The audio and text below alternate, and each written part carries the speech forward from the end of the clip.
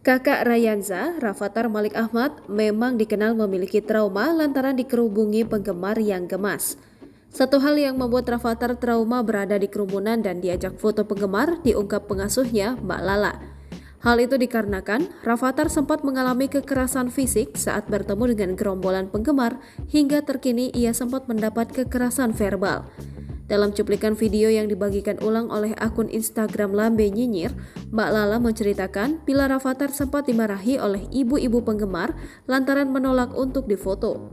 Padahal, kala itu Rafathar telah menolak terlebih posisi mereka sedang berada di tempat yang tak umum.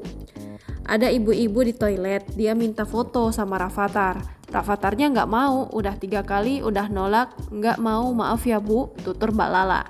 Ia pun menegaskan bila dirinya dan Rafathar telah menolak permintaan ibu-ibu tersebut dengan sopan. Sayangnya, respon yang diterima justru tak terduga.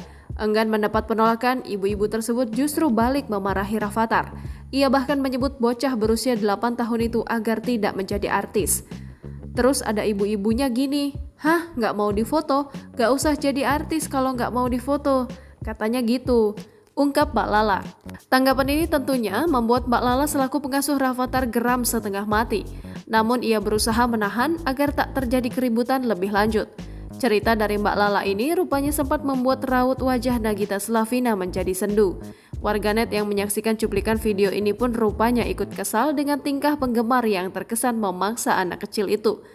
Yang artis bapak ibunya, lagian bocah dimarahi gitu pikirannya di mana? Tulis seorang warganet. Ya lagian orang lagi di toilet malah minta foto, timpal salah satu warganet lain. Ya pantas Rafathar trauma, sahut warganet yang berbeda.